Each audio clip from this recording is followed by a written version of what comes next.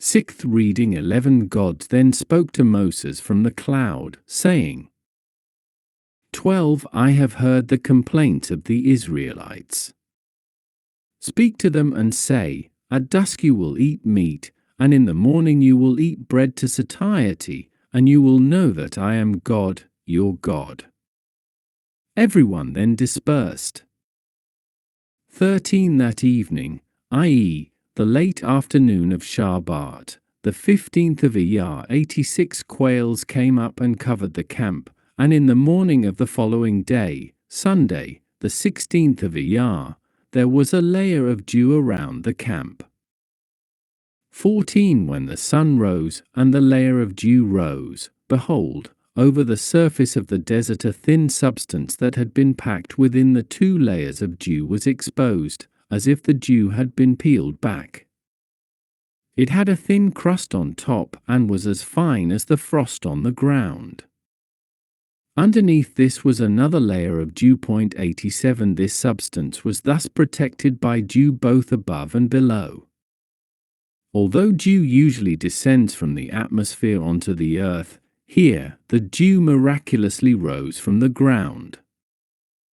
15. The Israelites saw the exposed substance and said to each other, it is a portion of food, man, for they did not know what it was exactly, to call it by name. Moses said to them, that is the bread that God has given you to eat. 16. This is what God has commanded, gather as much of it as each man eats. You shall take an omer, about 2.5 liters or quarts, per head, according to the number of people each man has in his tent. However, he did not tell them that Friday's portion would be double, so they would not have to gather it on the Sabbath. 17. The Israelites did what Moses told them. They gathered it, some more than what they should have and some less than this. 18. But when they measured it by the omer, they found miraculously that he who had gathered much had no excess, and he who had gathered little was lacking nothing. Each man had gathered as much as he needed to eat. 19. Moses said to them, let no man leave any of it over until morning. 20. But they did not listen to Moses, and some people, Dathan and Abiram, left some of it over until morning, and it became maggoty, after having first become putrid. Moses was angry with them, for by saving some for the next day, the people challenged God's ability to come to their aid for the 5th time. 88. 21. The people gathered it each morning, each man according to what he would eat, and when the sun grew hot after everyone had gathered his portion, whatever remained in the field would melt and run into streams. Deer would drink this liquid. When other nations hunted and ate them, they tasted the taste of the manna and realized still further how God favored the Jews. 22. On the 6th day of the week they gathered the usual amount, but when they took it home and measured it, they found that it was a double portion of bread that tasted even better than the manna usually did, 2 omers for each person, and all the leaders of the community came and told Moses. They had studied the laws of the Sabbath in the abstract, but since they knew these laws would not become binding until the Torah was given, they did not understand why this was happening. 89. 23. He said to them, that was what God spoke about, but I haven't told you yet. Tomorrow some of the laws of the Sabbath, specifically the prohibition of cooking, will take effect. It will be a day of rest, a holy Sabbath dedicated to focusing on God and not on earning your livelihood. Whatever you wish to bake, bake today for today and tomorrow, and whatever you wish to cook, cook today for today and tomorrow. Set aside for yourselves whatever is left over from what you eat today in safekeeping until morning. 24. They set it aside until morning, as Moses had commanded, and it did not become putrid, nor were there any maggots in it.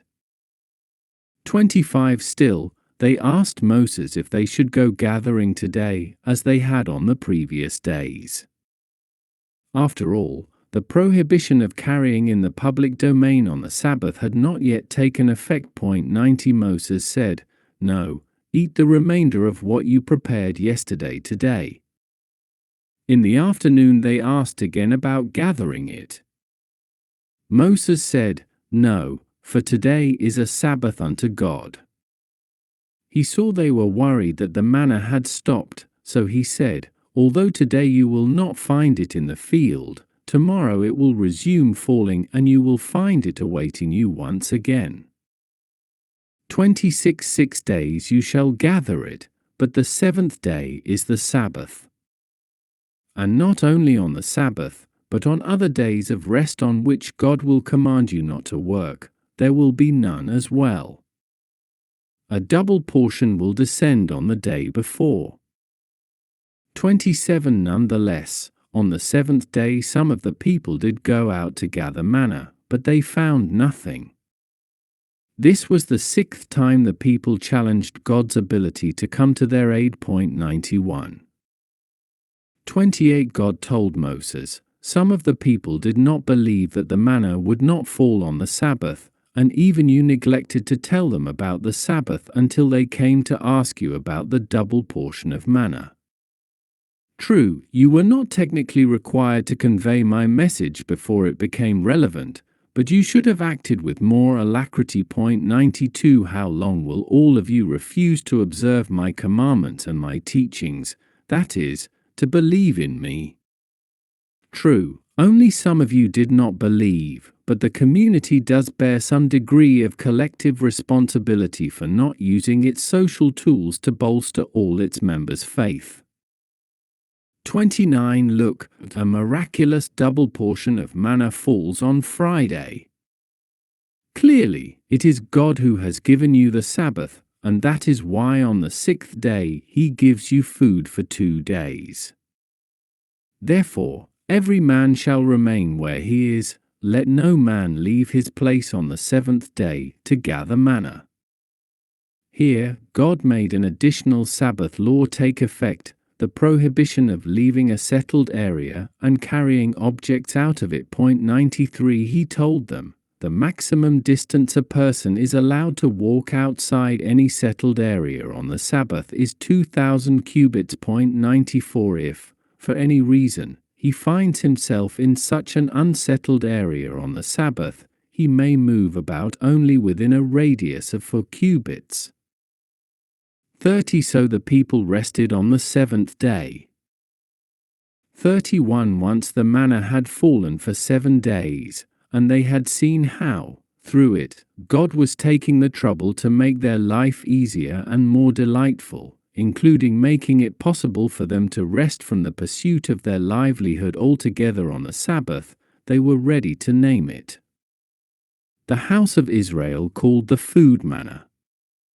They did not give it a descriptive name, they kept the name they first used to describe it, a portion of food. 95 It was not appropriate to give it a descriptive name because it was round like coriander seed, but was white. 96 And it tasted naturally like pastry fried in honey kneaded with oil, but if they wanted it to taste like anything else, other than vegetables harmful to nursing infants, it did. 97 Therefore, simply calling it manna indicated the rest, repose, and delight it brought. Then. 98. 32 Moses said, "This is what God has commanded, an omer full of it is to be for safekeeping throughout your generations, so that when it is necessary, they will see the bread which I fed you in the desert when I brought you out of the land of Egypt." I may deem it necessary at some future point for the people to devote themselves completely to studying the Torah and temporarily neglect earning a livelihood altogether. They will then ask me how they will survive, and I will be able to have my prophet show them the manna and remind them that when necessary, I can indeed provide for them miraculously, just as I did for this generation. 99. 33 10.5 months later, when the tabernacle was erected, Moses said to Aaron, "Take an earthenware urn and put in it an omer full of manna, and place it before God for safekeeping throughout your generations." 34 As God had commanded Moses, Aaron placed it before the ark of testimony for safekeeping. 35 The Israelites ate the manna for 40 years, the bread the people took with them when they left Egypt, on Nisan 15, 2448, already tasted like manna 100, so it was as if they started eating manna then.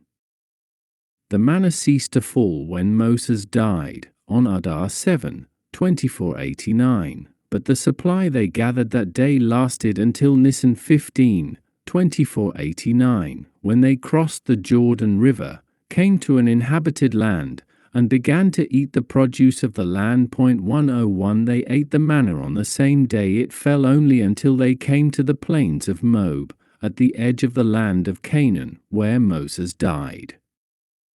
Similarly, the quails also descended every evening until they entered the land of Israel. 102. 36 The omer is a tenth of an ephah. From Elash to Rephidim.